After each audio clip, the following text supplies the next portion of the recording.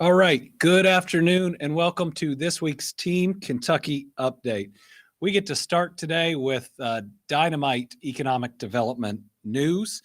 During today's meeting of the Kentucky Economic Development Finance Authority, companies were approved for state tax incentives on projects, meaning these are investments that they're going to make, totaling $1 billion and more than 960 full-time jobs for Kentuckians. That means year to date, we've announced more than 150 projects. This is 2022, which are creating more than 14,400 jobs behind nearly $8.5 billion in new investments. Remember, last year, 2021, was our best year of economic development in the history of the Commonwealth at $11.2 billion and 18,000 new jobs. I can now, I think, confirm that this year will be, at the very least, our second best year for economic development in our history. It is pretty exciting, and we may give 2021 a run for its money on the job side. Today, I'm going to recognize a couple of those projects which are being announced today. A couple of the others are going to come later today. There's an exciting healthcare-related announcement on jobs. And then in the coming days, a few more of these will be coming out. But it's this type of investment and this type of growth that led Kentucky in August to lead the country in job growth. I can't remember that happening in my lifetime. Here's the better news.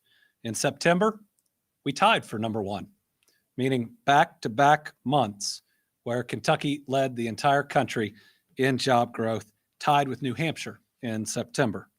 Over the past 12 months, if you just look at that, from September 2021 to September 2022, we've announced 81,700 jobs in Kentucky.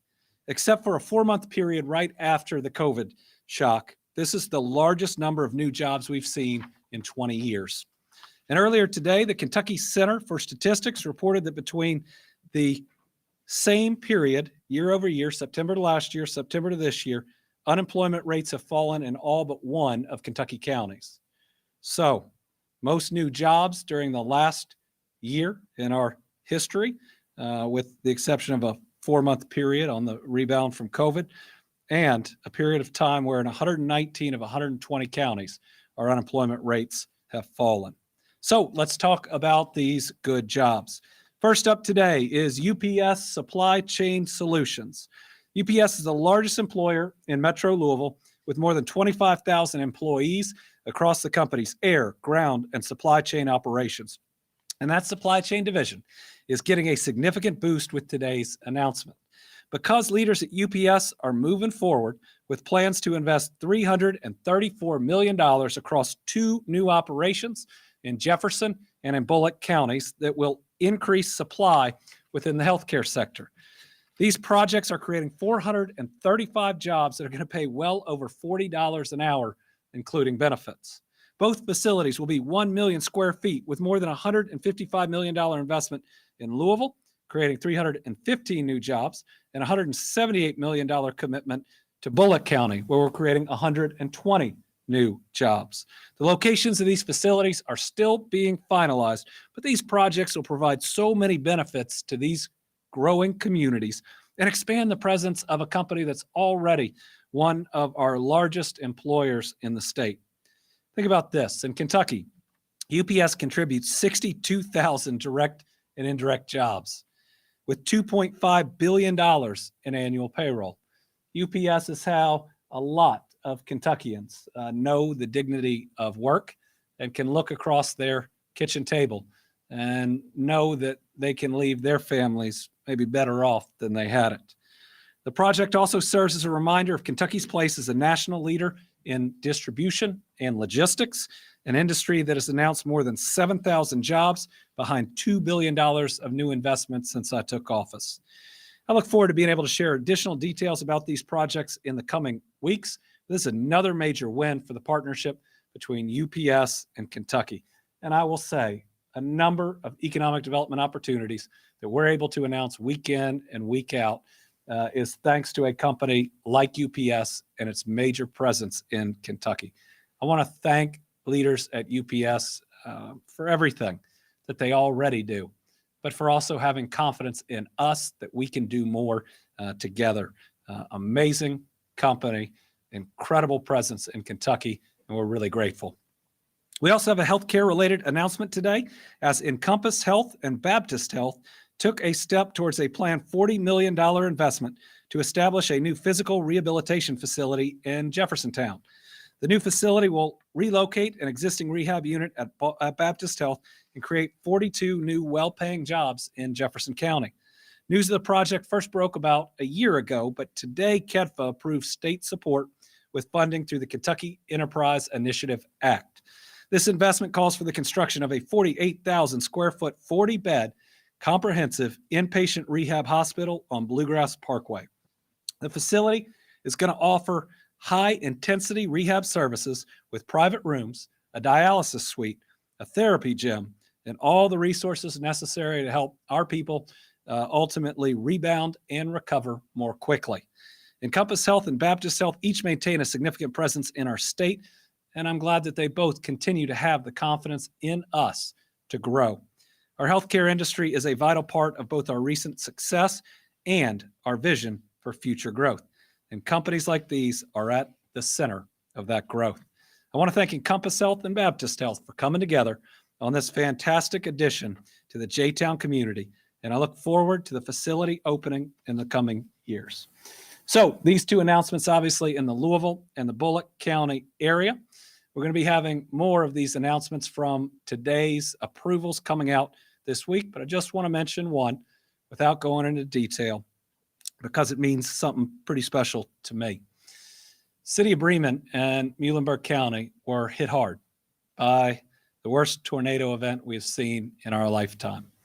Walking through that town and or that county, almost everyone knows someone who was lost. And while rebuilding is going on, one of the most important things we can do for each of these communities hit by the tornadoes is to announce new jobs.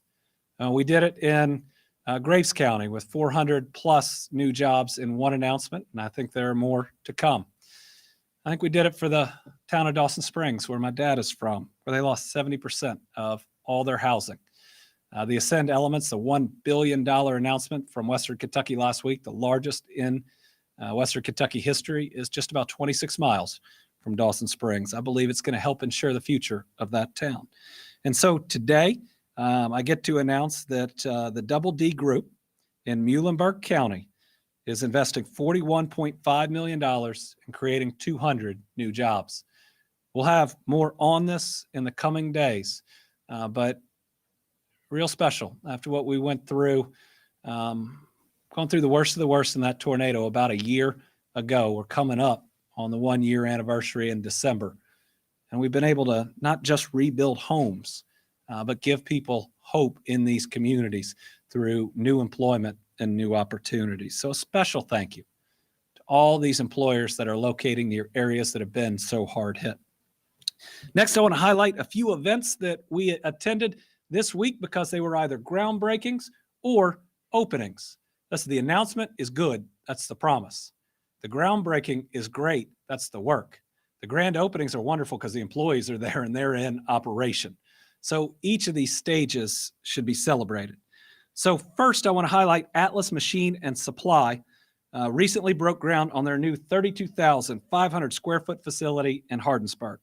The operation will serve as the international headquarters for the Louisville-based company's field machine division. Basically, this company keeps so many other manufacturing facilities up and running with the services that they're able to provide. They come in and fix things and find new solutions where they are needed. It is an international company based in Kentucky, which we're proud of, and now this unit's international headquarters will be in Hardinsburg. The project includes nearly a $3.5 million investment. It's creating 78 good-paying jobs in Breckinridge County. The head of their Chamber of Commerce, I think it was, said it was the largest job announcement in her lifetime. This company is run by the Gimmels. It's a fourth-generation family business that has operated in Kentucky the past 115 years. The groundbreaking event marks a next important step for Atlas, who, again, plays such a critical role in the manufacturing industry. I am thankful to have attended this event. I'm appreciative of this family. I loved getting to meet the employees that are in Breckinridge County that showed this company how great the workforce is. And in one of the best stories out of this company and the high school's Career and Technical Training Center really showed us what the future is. Right now, they have a arrangement with the center where most of their employees are getting trained while they are in high school. They have some of their equipment in that technology center. And as we are investing $170+ million of general fund dollars into career and technical programs, renovations across Kentucky, this is the model. This is the model, and it's already in Breckinridge County. Each of your programs having an employee ready to hire your people. And because of that public school system and their center, this company did this expansion. So thank you to Atlas. Thank you to the school system as well. Yesterday, I also had the opportunity to attend the grand opening for App Harvest's new salad greens production facility in Berea. And this place is incredible. Once fully operational, this 15-acre high-tech indoor farm, and most of it is already fully operational and selling out every single crop. It's expected to be able to harvest the equivalent of 10 miles of lettuce per day, which will be sold exclusively under the company's Queen of Greens packaging salad brand. I often talk about the importance of our agri-tech industry, and App Harvest is at the forefront of those efforts. This facility is the most technologically advanced in the world. Listen, we in Kentucky are now number one in this. This is a entirely touchless process, which should eliminate or reduce things like E. coli and other challenges. All of the major grocery store chains and others are coming to see what's happening in Kentucky right now. App Harvest is forging a path towards a future producing healthy, nutritious food in a sustainable way for a growing world, and they're doing it right here in our own backyard. On top of this, App Harvest isn't just growing sustainability and our agri-tech presence. I believe we've become the agri-tech capital of the United States of America thanks to App Harvest and others. They're also hiring a ton of people. As of today, this company that had their first tomato crop last year now has 600 employees. And with their construction projects they're working on right now, it's going to be 1,000 employees minimum here in the near term. The economic momentum we're seeing doesn't happen without innovation. App Harvest, Jonathan Webb, everybody involved, incredibly innovative. And if you want to buy a Kentucky product, that is their brand, the Queen of Greens. It'll be in your grocery stores. Yesterday, I also visited Danville, where I joined leaders to cut the ribbon on community wellness, a 24/7 telehealth patient monitoring and training facility. This is one of the definite futures of healthcare, and the national headquarters is now in Kentucky. Community Wellness is hiring more than 450 healthcare employees, using the Danville location as the company's national headquarters. Positions will include health coaches, patient support, ambassadors, enrollment, and information technology roles. I am amazed at what I've seen in this facility, the ability to transition people out of the hospital and then to monitor them from this facility when they are home, to if vitals are getting out of whack, to immediately be able to have a telehealth consultation, to be able to work with on a daily basis some of our more ill folks across Kentucky dealing with things like diabetes or heart disease. What we are seeing here is the ability to step in on almost a moment-by-moment basis to help people live the healthiest of lives. I want to thank Community Wellness for betting on our Commonwealth and our people. I'm telling you, this thing is big. And as Rocky and I were in there, our eyes were just opened as what the possibilities of the future is. We're going to be providing healthcare services from Kentucky and dozens of other states through this facility. Lastly, I want to focus on a recent announcement that will provide a great opportunity for the state's growing manufacturing sector. Last week, the U.S. Department of Commerce National Institute of Standards and Technology announced a cooperative agreement of $19.8 million to 4 organizations across the country to operate manufacturing extension partnership centers. Kentucky was chosen as one of the beneficiaries of the agreement, with the University of Louisville Research Foundation being the host of the state's MEP Center. The goal is to provide services to small and medium-sized manufacturers throughout our state, addressing challenges and leveraging opportunities in the areas of supply chain, workforce, and technology information. Sometimes it's this extra help and expertise that can help a small or a medium-sized business grow. And when they grow, that means more Kentuckians get hired. The total anticipated funding from this agreement over a 5-year period is $6.2 million coming to Kentucky. It is yet another example of how our manufacturing sector is growing and growing so quickly. All right, on the next topic. This morning, I joined Kentucky education leaders and Lieutenant Governor Coleman, the highest elected teacher here in Kentucky, to talk about our Education First plan. Between the Lieutenant Governor and I, we are parents of young children, of teenagers, and of young adults. And we know the best thing that we can do for them is to provide a world-class education, not just to our kids, but to every Kentucky child. So just as the WHO is saying we are emerging from this pandemic, our plan is to address this teacher shortage and to make up for any learning loss during this deadly pandemic. But I want to start by saying this pandemic has been real. It's been costly. Over 17,000 Kentuckians dead and gone. Children of God, irreplaceable in their communities. And that is more in just that, 2.5-year period that we lost in World War I, World War II, and Vietnam together. Steps we took were necessary to keep so many more lives from being lost. And listen, Brittany and I, our family has lost people we love and care about. But the other thing is we were parents during this. We went through what it was like to have to switch to remote learning with our kids. We were there looking at the laptop, just like others. We have seen what everybody expected and should have expected. You don't go through something like a World War II or a Spanish flu or a COVID pandemic without it having long-lasting repercussions. Because in each of those instances, you've got to make decisions to save lives. And I know every student is better off when their parent's still around with us, or their grandparent who is raising them. We got more grandparents raising grandkids in Kentucky than just about any other state, or their foster parent. So today, we announced a plan for how we move ahead. The first is to address this teacher shortage. It must be done. And I said earlier, put simply, you can't teach a child math. You can't catch a child up on math if you don't have a math teacher. We have 11,000 vacancies in our education system right now just for teachers, and we have to fill them. So our plan does a couple things. First, we're calling on the General Assembly in this next budget session, where we'll have plenty of funding to do it, to provide an across-the-board 5% raise to every single one of those public school employees, because they all work together to help our kids. We are now 44th in the nation for teacher starting salaries. We went down 2 spots.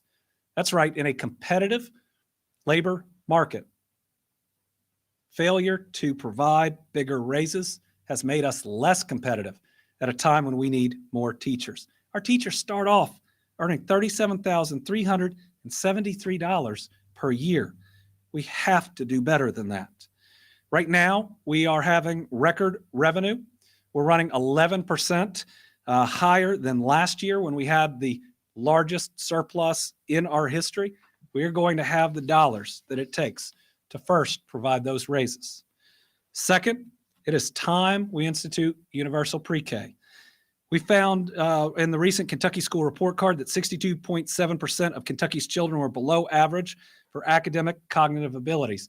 If we're worried about our 4th grade test scores and our 8th grade test scores, the first thing we have to do is make sure our kids are kindergarten ready so they don't start their academic career already behind. This is also a time when we can do the screening the testing, and the identification of any learning challenges for these kids. Think about getting intervention that early when they are 4 years old and the type of amazing results that we can get to. And finally, universal pre-K is still the fastest step that we could take and will be the most effective to increase our workforce. In Washington, D.C., when they did it, their maternal workforce increased 10% in the first year. It gets people back in the workforce, and it does it fast. The next piece that we're asking the General Assembly to fund, which we asked them last session, is for both textbooks and professional development, materials, as well as training. If we're going to make up for learning loss, we have to make sure that we can train our educators in the best of the best techniques, as well as provide those extra materials that may be needed. Next piece is loan forgiveness for our teachers. We don't just have a hiring problem, we have a retention problem. We lose teachers right now primarily in the first 5 years that they are teaching. Now, the best thing that we can do to solve that is restore the pension for new teachers. That's how we kept teachers for 20, 30 years or more. And you can look back on the timeline and see when people started talking about cutting those was the time that this shortage truly began to manifest. Our plan calls for a loan forgiveness program that would provide $3,000 annual award towards teachers each year of their employment in a public school, which of course is a retention benefit for the cost of education, which we ask them to get. And think about it, we've got to help there. Right now, our teachers, when they start, are making less than many of their high school graduates can make going directly into the workforce, working for some of the companies that we are talking about. We're also asking for dollars for social, mental health for centers all across Kentucky. Our young people face types of stresses and challenges that, listen, we can't put ourselves in those shoes. Social media didn't exist when we were in school. What they go through is different than what we do. And we need to make sure we have the trained professionals that are there and there to help. And finally, I mentioned it, I'm asking the General Assembly to do a real analysis on restoring pensions for new teachers. And the reason is pretty simple. It is less expensive for us, even paying a pension, to have one teacher for close to 30 years than to lose one teacher after 3 years, their replacement after 2 more, their replacement after 5 more, their replacement after 3 more, and on and on and on. And I think we all see that we get better with practice. And having teachers that are going to be in that classroom for decades, I think benefit our students. Okay, today we also have some big news on our cleaner water program, which is part of our Better Kentucky plan. Thanks to a bipartisan agreement with the state legislature and ARPA funds that they authorized being spent, $500 million have been appropriated for water and wastewater grants since 2021. Think about how much this helps, especially rural or some parts of urban water systems where the economics to get clean drinking water for the first time to certain homes doesn't work without a grant. I've been able to go to announcements where hundreds of households are going to be able to turn on a tap and have the water come out for the first time in their lives. So today, the Kentucky Infrastructure Authority has allocated $217 million in this round 2 of the Cleaner Water Program. It's more than 400 grants and counting. This money is going to 102 counties, and there's still more coming. We have over $30 million that will go towards the remaining 18 counties, so we see these improvements in every part of the Commonwealth. When we're done, almost $500 million will have gone to water projects across Kentucky. To the folks watching at home, don't worry. We're not going to go over all 400 of these awards in the briefing. We'll send a press release out and a full breakdown, but I do want to highlight just a few counties. Let's start in the West. Callaway will receive over $2.2 million for funding 3 projects. Just one of these projects is going to deliver clean drinking water to 60 homes that currently don't have any water service. Another will deliver clean water to 23 homes that right now rely on well water. Let's go to the east. Pike County is going to receive $3.5 million for 6 projects. One, clean drinking water to 39 homes for the first time. Another will install 3,000 feet of water line to provide safe drinking water for an additional 4 homes. In South Central Kentucky, Barron County has $2.7 million to 3 projects. One will deliver water to 15 unserved homes. Another will replace outdated equipment at the wastewater treatment plant in Cave City. And in Northern Kentucky, let's look at Campbell County, which has $5.6 million headed its way. One project will provide water service to 56 homes in that county that don't have public water.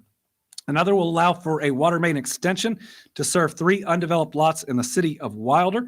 That's industrial land that after that is run is going to be ready to market and to ultimately land jobs of the future. It is easy to forget when you just look at numbers and names of counties what these projects can truly mean. Clean drinking water is a basic human right. It's critical for our health. Capacity of systems that are out there are necessary for growth and for new employers, and pressure is what our firefighters rely on. So when they hook up to fight that fire, they have enough pressure to protect both our people and our property. So that's a whole lot of awards. And if you see the tagline on the top, that's 1,500 unserved Kentucky households, more Kentuckians than just 1,500. Let's do a quick update on Eastern Kentucky flooding. We still remain at 43 fatalities in 6 counties. Vanessa Baker is still missing. If you have information, please contact the Hazard State Police Post. Kentuckians have a little over a week to apply for FEMA assistance before the October 28th deadline. It's really important that we keep putting that out there. October 28th is a deadline to apply for individual assistance and other programs with FEMA. You can call the FEMA hotline. You can visit the disaster recovery centers. You can apply online or on the mobile app. As we are sitting here today, total amount from FEMA for the individuals and household programs, more than $81.7 million. 8,263 applications have been approved of the 15,897 valid applications received. Folks, if you are getting a phone call and you've applied for FEMA aid, please pick it up. One major challenge is not being able to connect to people to schedule visits. There are still opportunities to get approved, and there are instances where FEMA just can't seem to get in touch with people to come out to look at the property. Listen, FEMA needs to do better, absolutely, and we continue to push that. But if we don't call them back, then they can't come out and do the job that we want them to do. National Flood Insurance Programs paid out $22.9 million. U.S. Small Business Association, $54.8 million. Filing deadline to return applications for physical property damage for the USBA is October 28th. Parks, we have 259 people at our state parks. That's way down, and that's a good thing. People are finding more stable housing. We have 559 people in travel trailers. That's the highest that we have ever had. Let's put this up. So we now have 305 travel trailers on site. We have 559 individuals in them. You'll see a couple things. The Jenkins site is now not only really up and online, and we had to build this thing from scratch. There are 15 of them that are already occupied. Remember, just having them there isn't enough. We have to get them safely hooked up. They have to pass inspections. And then we've got to go through the process of ensuring that that people qualify. 317 households pending. Now, not all of these are looking to go in this program. We'll get you a breakdown, but many of them want a trailer on private property, and some of them are in the floodplain, and we're not going to be able to do that. So this 317 is the number of households that we are working with, but there are some complications within those numbers. All 317 aren't waiting to come to one of these sites. Transportation Cabinet, another 260 tons of debris removed Wednesday. Now 3,207 tons. No, it was 260 loads of debris, 3,207 tons. Total debris removal, 385,532 tons of debris. To date, contractor crews have cleaned out 332 miles of creeks and streams, 35 damaged cars and trucks have been moved to management sites. Only 3 have been claimed. The Team Eastern Kentucky Flood Relief Fund, now 39,000 plus donations, 10.5 million. We've dispersed a little over 40 or about 40% of that. We've paid for every funeral now, every single one of those 43. And we've now sent out the $500 checks to 7,512 individuals. That's $3.754 million. That included another 33 that we sent out this week. A special thank you to Gravity Diagnostics for donating $50,000 to the Team Eastern Kentucky Flood Relief Fund. If that name sounds familiar, that was the company. And then a new young company that helped us testing during COVID. They ramped up their operations. Even their founder was in there working day and night early on, bringing on new people. They are an amazing success story. And they've grown so fast. I think I've now seen their name at the Cincinnati Baseball Stadium even, and they deserve their success. They were for us and with us at one of the most difficult times where we had no national labs. And they're real heroes, and I appreciate them. Donations are still very much needed. You can donate at teamEKYFloodReliefFund.ky.gov. We'll be looking at an announcement in the near future, the remaining funds after we pay out any more checks, $500 checks to those approved for any amount of FEMA is going to go to long-term housing. Again, we're really close to having developments there, but it all starts with acquisition of land where we can begin rebuilding long-term. We got to make sure that land is safe. And that takes a little bit of time, but we are actively proceeding in just about every county that had a major impact. And some good news today on USDA. So in September, I sent a letter to the USDA requesting a primary disaster designation for counties impacted by flooding. This allows financial assistance and emergency loans to farmers who are still recovering from losses. I'm happy to announce Secretary Vilsack has gotten back to us and approved 14 counties and 10 additional counties for disaster designation. 14 primary, 10 additional. 14 are Breathitt, Lee, Martin, Perry, Floyd, Leslie, Morgan, Pike, Johnson, Letcher, Owsley, Wolf, Knott, and McGoffin. The 10 additional are Bell, Estill, Lawrence, Powell, Clay, Harlan, Menifee, Rowan, Elliott, and Jackson. Farmers have 8 months to apply for emergency loans until June 24th, 2023. Very much appreciate this announcement by USDA, and we'll be working with the local communities to ensure that folks know about it. Today, give me just a second.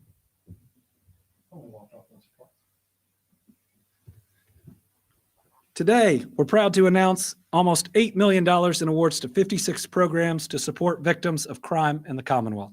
Each year, the Commonwealth awards grant funding to agencies and programs through the Victims of Crime Act. In September, we awarded about $23 million through VOCA, bringing the overall total in my administration to about $96 million, but that's not enough. Unfortunately, in recent years, VOCA state allocation nationwide has decreased.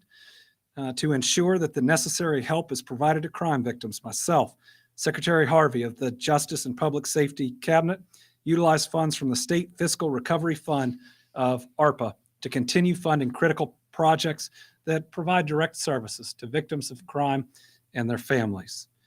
We use it for reentry services and recidivism reduction, prosecution, and law enforcement response to violence, as well as the enhancement of technology to respond to criminal victimization.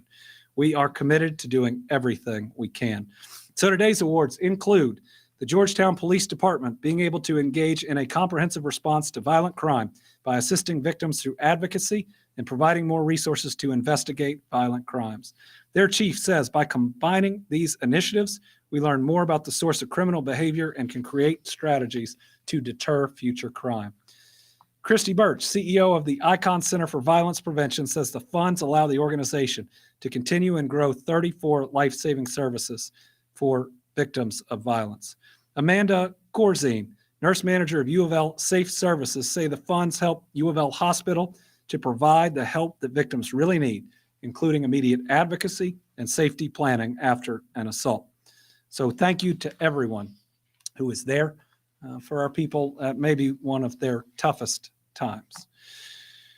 This Saturday, October 29th, is also National Prescription Drug Take-Back Day. From 10 a.m. to 2 p.m. on Saturday, Kentuckians can take prescription drugs they no longer need to one of over 80 locations to have them safely disposed of.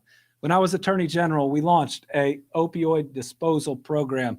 Listen, there are really dangerous medications that are still out there in people's medicine cabinets. They can lead intentionally or accidentally to addiction in so many of our people. And if you're the parent of kids like I am, you shouldn't want these sitting around your house, and you should go over to your parents' or your grandparents' house and check what they have. There's no reason to keep expired medication. It can be harmful for you. And sometimes these are the pills that start addiction that we ultimately lose people to. Last year, 2,250 Kentucky lives were lost to our opioid epidemic. It's imperative we do everything we can. And this is just a small step. It doesn't cost you anything. It makes your home safer. And listen, just by taking your prescription drugs to a safe disposal place, you'll be doing something to fight this opioid epidemic. So we need your help. Please take advantage of this opportunity and be a part. All right, COVID. Still, overall, pretty good news. The most recent COVID-19 surveillance continues to be encouraging. Fewer Kentuckians are hospitalized right now than we've seen at nearly any point during the last 2 years, and more counties are showing up green. Let's look at the map. So a few more red counties than we had, but I mean, overall, this is one of the better maps we've had in the entire pandemic. When we look at our case count, it looks like it's up just a little bit. I think we've got to wait till future weeks to determine what that means, if anything, because if you look at the next slide, which is typically the leading indicator, we're actually down a little bit in our test positivity. So this may be a leveling off. And remember, test positivity is going to be higher, later in the pandemic because people are only getting a PCR test, which these are based on, which are given by a medical professional if they are sick or they really think that they have COVID. Let's look at the hospitalization chart. I mean, this is wonderful in where this is. Let's do the ICU. Also good news. And finally, the ventilators. Let me give a but. We have cold weather coming. We have Thanksgiving and Christmas when people get together. So we really need everybody out there, if we want to continue where we are right now. First, if you haven't gotten vaccinated, I know you've waited a long time, just please consider doing it. Talk to a medical professional, talk to your faith leader, talk to your family, talk to other people. I mean, there are billions of people across planet Earth that have been vaccinated. Please just talk to them about it. But here's the other thing. We need a lot more people to get the new booster, the Omicron booster. It protects you not only from the current strains that are out there, but these strains that we're hearing about in Europe and elsewhere. This booster appears to be effective for it. Right now, if you are vaccinated and boosted, your chances of ending up hospitalized or worse, losing your life are negligible. What these are doing for people is saying, hey, just keep up with them and you'll survive this pandemic, and you probably won't get all that sick if you get COVID. But sadly, we continue losing people we love and care about, and it's almost all due to either a failure to get vaccinated in the first place or to stay boosted. So especially older Kentuckians heading into these holidays, now's the time. If you've put it off, please get it done. Also, it's wise to get that and your flu shot done, because if you can hear my voice, it's not just allergies that are out there. We have all types of different respiratory illnesses coming around right now, surging back because we're not wearing masks anymore for the most part. We eliminated the flu during many parts of our COVID response, and the flu's come back. So take care of yourself, stay healthy, and if you are sick, stay home.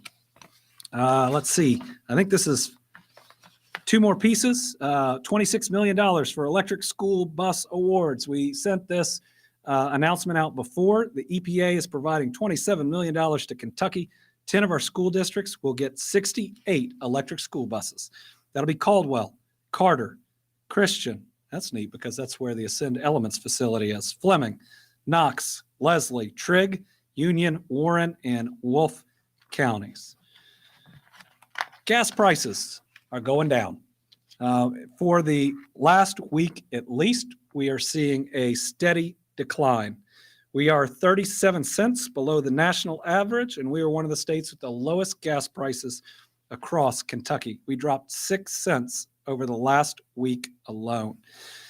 Remember, we're working every day to try to put more money in the pockets of our fellow Kentuckians, knowing that with inflation, times are hard. That's why we froze the motor vehicle property tax. It saved Kentuckians about $340 million. It's why I froze the state's gas tax.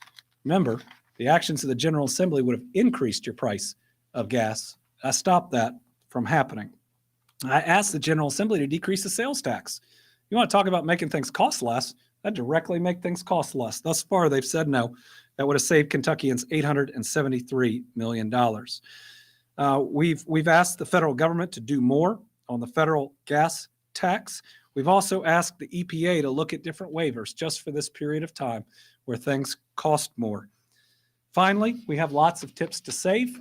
Do we have those with us? I just want to put them up again to remind people that if these programs can save you $100 here or $100 there, that can help you with that grocery bill, and that can help you at the pump. So finally, our team, Kentucky All-Stars, is everybody who made that blue-white game last weekend happen. Last weekend, we received a major donation to the Eastern Kentucky Flood Relief Fund, more than $162,000 from the UK men's basketball blue and white game in Pikeville. And that donation was made possible by the incredible people who bought a ticket, knowing that the revenue was going to go towards the Team Eastern Kentucky Flood Relief Fund. And 100% of all those donations are going to go to help the families impacted in Eastern Kentucky. It's a completely transparent fund.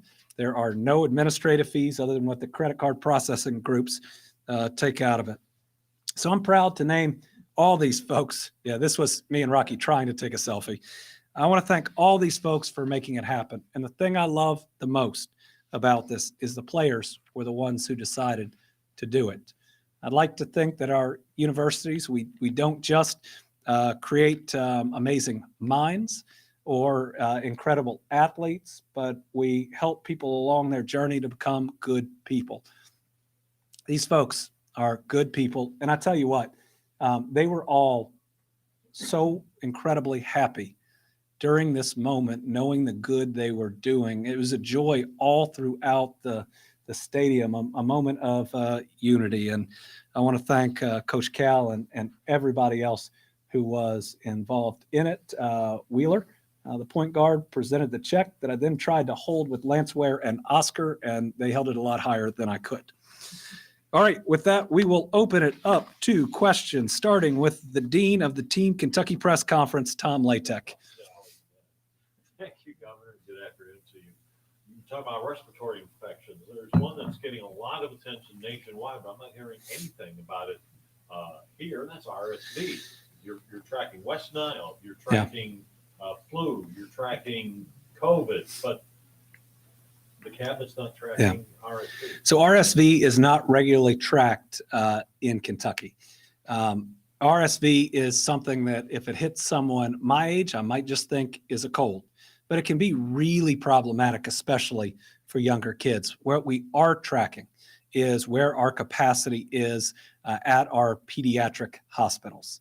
You know, we only have a couple of pediatric hospitals that have ICU capabilities. Pikeville Medical Center has added beds, but doesn't have a pediatric ICU. We are seeing our pediatric hospitals fill up, and it is concerning. It's RSV, it's rough flu, it's other things that are out there. So we are working with those partners very closely. And I do think that parents, especially of younger children, coming into the colder weather, bringing family members together, ought to think about RSV. And then as they get together, if we're getting together some of our younger Kentuckians that may be more apt to carry some of this, and some of our oldest, what steps you might want to take at that gathering to make sure, again, we don't want to harm anybody at a family gathering. So RSV, flu, and COVID, we have them all at the same time, along with some other things. So everybody be careful. Debbie? With the election getting closer, rhetoric seems to be building around Constitutional Amendment 2. And some of the legislators in the so-called pro-life caucus held a press conference today to say that it does nothing more than establish there's no right to abortion in the Constitution, and people should tone down the misinformation. What's your take on what that amendment does, and is that understated? So Constitutional Amendment 2, which is going to be on Kentuckians' ballots, would protect and keep in place the most extreme law in the country when it comes to abortion services. The so-called trigger law outlaws all options for virtually anyone, with only the exception of a mother's life being at risk. What this extremist law means is that victims of rape and incest have no options. And in fact, their rapist has more rights than they do about what goes on with their body.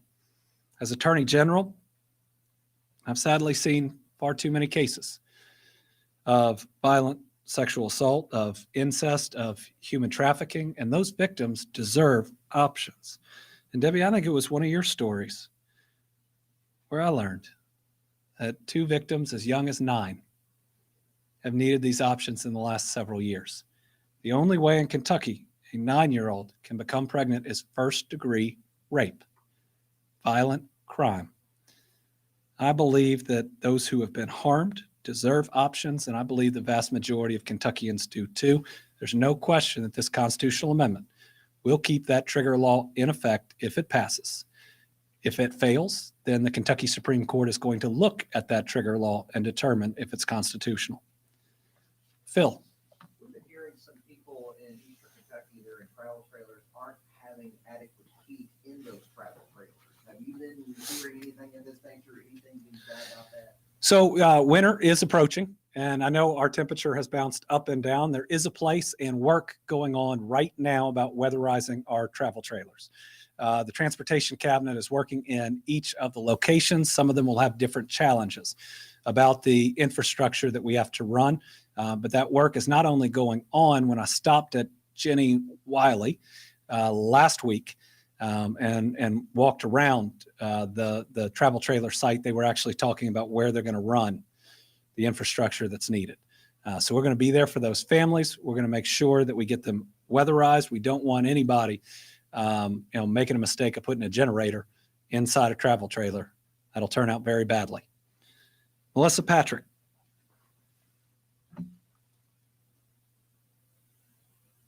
Hi, Governor. So can you give us an update on what you plan to do around medical cannabis in Kentucky? The UK Research Cannabis Center gave an overview yesterday, and it's obvious that any sort of results from their research it'll take years months, years time for that to come out. So can you give us an update? Well, I appreciate any research being done. If it can make us better, we should do it. But we also have the vast majority of states already having medical cannabis. So you don't have to study something if you can look next door and watch people who are already doing it.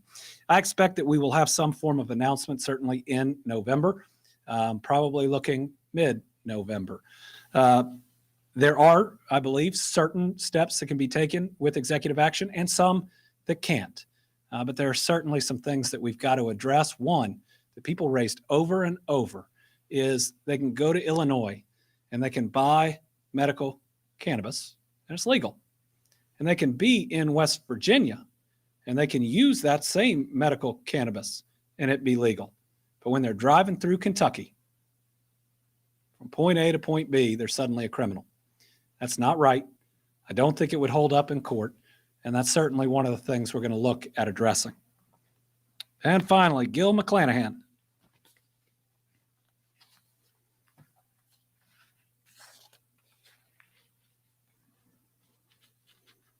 Did we lose Gil? All right, we will catch up with Gil and How make about sure that? those questions. Oh, there How you are. about now? Can you hear me? I got you. All right. My bad. My bad. I actually have two questions here for you. The first one has to do with Amendment 2. There's a school of thought that was brought out when the Kentucky House GOP held a press conference earlier. One senator had said that he believes that all life comes from God. So, as a man of faith, like you have often said you are, do you agree with this? Why or why not? And then the second question is your position on Amendment 1. Oh, I'm against Amendment 1. It is first a money grab by the state legislature. Don't be fooled. There's no limit of 12 additional days they could call themselves back in. That's an enabling statute that they could immediately suspend once they call themselves back in. Amendment 1 would give the ability to turn a part-time legislature, which we've operated under for 130 years, through multiple pandemics and multiple world wars, and it would turn them into a full-time body. Think about this. A part-time legislature right now makes more from being a part-time legislator than the average Kentuckian does through full-time employment. That's wrong. The legislature just gave itself an 8% raise and now wants to be able to add additional days and additional dollars to their paychecks. People need to vote no against that, to stand up for our Constitution as it is right now, and to say that we, the people, should determine the amount our legislators make, not the legislators themselves. Second thing it is a power grab. I mean, our current Constitution sets out a system of checks and balances. And after 130 years of living with those, the General Assembly wants to take a power solely for the governor and move it over to them at a time when they're also running their own members for judge, claiming that they will never find a law unconstitutional. Listen, this is a direct attempt and incursion into powers of both other branches. Our current Constitution is what's supposed to keep that from happening. There's not supposed to be one super branch of government, and we'll be moving closer towards that if Amendment 1 passes. So people should vote against Amendment 1. And on Amendment 2, I am a person of faith. And I believe very strongly that individuals that have been sexually assaulted, victims of violent crime, victims of incest, human trafficking victims that have been raped over and over and over and over and over again. That's the only way to accurately describe what happens to people who are abused in that way. Deserve options. And I believe that as a person of faith. You know, those individuals are children of God that deserve better than what happened to them and that deserve options going forward. Okay, thank you all very much. We will see you next week at the Team Kentucky Update.